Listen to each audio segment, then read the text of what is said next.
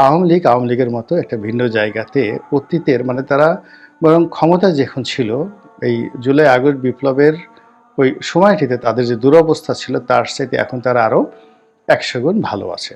রাজনীতির যে শূন্যতা সেই শূন্যতার মধ্যে আওয়ামী লীগ উপস্থিত না থেকেও তারা দাপিয়ে বেড়াচ্ছে, উড়ে বেড়াচ্ছে টেকনাফ থেকে তেঁতুলিয়া পর্যন্ত, লন্ডন থেকে বোস্টন পর্যন্ত। ছাত্রলীগ অথবা রাজনৈতিক কর্মকাণ্ড স্থগিত হওয়া আওয়ামী লীগ, এ দুটো সংগঠনের যে কার্যক্রম এবং এ দুটো সংগঠনকে নিয়ে সাধারণের যে আলোচনা কোনো অবস্থাতেই বাদ দেওয়া যাচ্ছে না। ঘুরে ফিরে আওয়ামী লীগ, ঘুরে ফিরে ছাত্রলীগ, ঘুরে ফিরে শেখ হাসিনা বারবার শুধু সামনে চলে এসেছে। দেশে, দেশের বাইরে, সর্বত্রই আওয়ামী লীগ যেভাবে তাদের নিজেদের ঢোল বাজানোর জন্য তারা সর্বোচ্চ চেষ্টা চালিয়ে যাচ্ছে এবং যেভাবে আওয়ামী লীগের লোকজন তারা অনেকটা আন্তর্জাতিক রাজনীতি শুরু করেছে, এটা নিকট অতীতে বাংলাদেশে কেউ তো করেনি। আপনি এক নিজুম মজুমদারের কথাই চিন্তা করেন। আপনি আওয়ামী লীগ ক্ষমতায় থাকাকালীন সময় তার যে দাপট ছিল বা সে যেভাবে কথাবার্তা বলতো, এখন অবস্থা দৃষ্টি মনে হচ্ছে যে আওয়ামী লীগ বাংলাদেশের ক্ষমতা হারিয়েছে বটে, কিন্তু তারা এখন দিল্লির মসনদে শেখ হাসিনা বসে আছে। এই জন্য তার চেহারা ভালো হয়ে গেছে। তিনি পকেটে হাত দিয়ে কথাবার্তা বলছেন এবং প্রতিপক্ষকে যেভাবে খিস্তি খাওড় করে অনেকটা শুদ্ধ ভাষায় তিনি যেভাবে গালাগাল দিচ্ছেন, এটা মানে আমি খুব আশ্চর্য হয়ে যাই। এর কারণ হলো আওয়ামী লীগ জমানাতে তিনি মেজাজ হারিয়ে ফেলতেন। তিনি অনেকটা সেফুদা প্রকৃতির ভাষা ব্যবহার করে প্রতিপক্ষকে ঘায়েল করতেন, কিন্তু এখন সেটা তিনি করছেন না। তিনি অনেক সিস্টেমেটিক। ইট মিনস যে আওয়ামী লীগের যারা নেতাকর্মী রয়েছেন তারা সবাই আশাবাদী, তাদের সামনে আশা আছে এবং তাদের আত্মবিশ্বাস এখন তুঙ্গে। আমি নিজুম মজুমদারকে উদাহরণ হিসেবে দিলাম। আপনি যদি মহিবুল হাসান চৌধুরীর কথা চিন্তা করেন, আপনি যদি সমর রেজাউল করিম সাবেক মন্ত্রী তার কথা চিন্তা করেন, তারপরে অন্যান্য যারা সামাজিক মাধ্যমে আসছেন, আমি তো কারোর মধ্যেই কোনো লক্ষণই দেখছি না। অবস্থা দৃষ্টি মনে হচ্ছে যে এরা যে বাংলাদেশ থেকে চলে গেছেন বা তাদের যে ক্ষমতা চলে গেছে এবং তারা যে আগামীতে আসতে পারবেন না, আগামীতে বিএনপি ক্ষমতায় আসবে, জামাত ক্ষমতায় আসবে, ডক্টর মোহাম্মদ ইউনূস ৫০ বছর থাকবে, এটা আওয়ামী লীগের নেতাকর্মীদের লক্ষণ দেখে একেবারে বোঝা যাচ্ছে না। দ্বিতীয়ত, যিনি এখানে প্রধান ব্যক্তি শেখ হাসিনা, ও মাই গড, শেখ হাসিনার বুদ্ধি বেড়ে গেছে।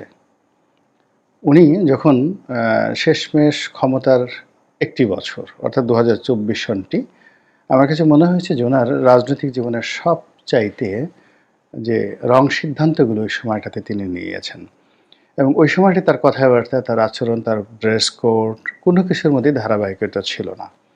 কিন্তু এখন যেটা মনে হচ্ছে, অবস্থার দৃষ্টি মনে হচ্ছে যে তার বয়স এখন ৩৫-৪০ হয়ে গেছে, মানে অর্ধেক হয়ে গেছে তার বয়স। তার যে প্রাণশক্তি,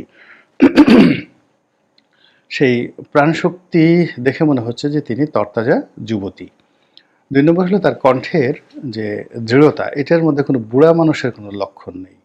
শেখ হাসিনা যখন কথা বলছেন ৮০ বছর বয়সে বা ৭৯ বছর বয়সে, আপনি দেখুন যে তিনি একটি হাসি দিচ্ছেন না, একটি কাশি দিচ্ছেন না এবং তার কণ্ঠ যে পর্যায়ে চলে আসছে, মনে হয় যেন যুবতী কোনো রমণী সিংহাসনে বসে কথা বলছেন, অনেকটা রানী এলিজাবেথের মতো অথবা সুলতানা রাজিয়ার মতো একটা ভাবসাব নিয়ে তিনি কথাবার্তা বলছেন এবং অ্যাজ ইট ইজ সিদ্ধান্ত দিচ্ছেন যে কালকে ওকে ধরবো, পরশুদিন তাকে মারবো, তারপরে জেলে ঢুকাবো, ওকে ডলা দেব, ওকে ছ্যাঁচা দেব, ওকে গুঁতো দেব এবং সব মিলিয়ে তিনি তার নেতাকর্মীদেরকে এতটা উজ্জীবিত করে রাখছেন যে মানে এরা মনেই করছে না যে তারা ক্ষমতায় নেই।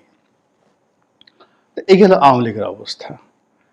তারা এখন বলতে গেলে একটা আন্তর্জাতিক দলে পরিণত হয়ে গেছে। তাদের জন্য ঢাকা বরং অনেকটা কি বলবো, মানে ঢাকাটা তো তারা দাপিয়ে বেড়াচ্ছে। পুরোটা পাড়া মহল্লা থেকে শুরু করে হোটেল মোটেল ম্যাচ থেকে শুরু করে ঢাকা শহরে এই মুহূর্তে সারা বাংলাদেশ থেকে আওয়ামী লীগের যে নেতাকর্মী যারা ঢাকাতে আশ্রয় নিয়েছে এদের সংখ্যা কম করে হলেও 30 থেকে 40 লাখ, একটুও কম হবে না। কয়জনকে গ্রেপ্তার করবেন, কয়জনকে আপনি কয়জনের তথ্য পুলিশের কাছে দেবেন? এই যে আওয়ামী লীগের এই অবস্থাটিকে ডক্টর মোহাম্মদ ইউনূস ম্যাটিকুলাসলি ব্যবহার করছেন।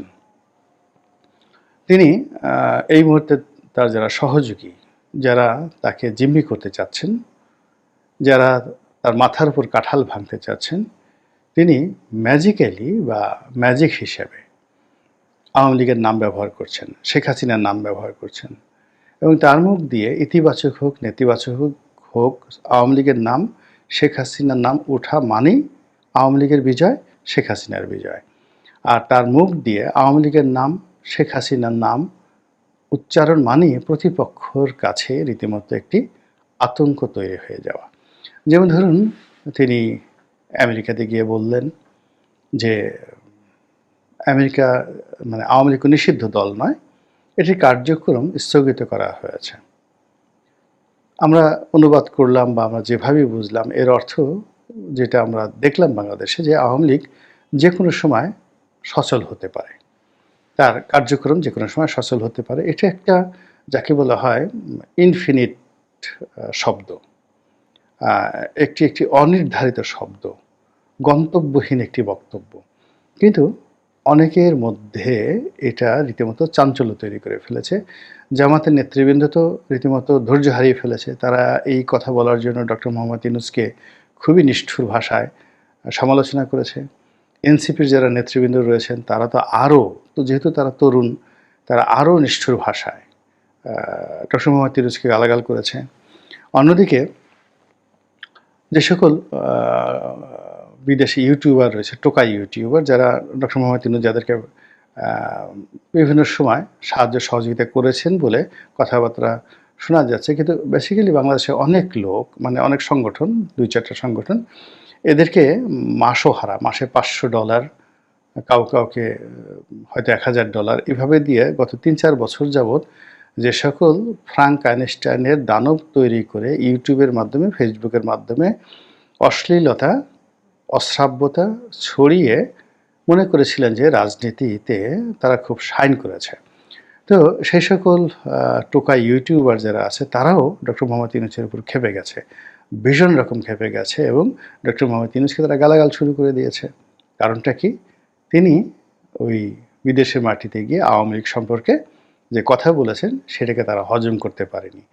এটা যে ওনার একটা পলিটিক্স, এটা যে ওনার একটা কৌশল এবং এটা যে ওনার যে একটা ঢাল, এটা ওনারই যারা পোষ্য, যারা ওনার পা চেটে এই গত 3-4 বছর যাবৎ জীবন জীবিকা চালাচ্ছেন এবং গত 1 বছর ধরে ওনার কল্যাণে যাদের রুটি রুজি হচ্ছে, তারা ওনার মস্তিষ্ক এবং ওনার কৌশল, ওনার বিদ্যা বুদ্ধি সম্পর্কে এখনো ধারণা নিতে পারেননি।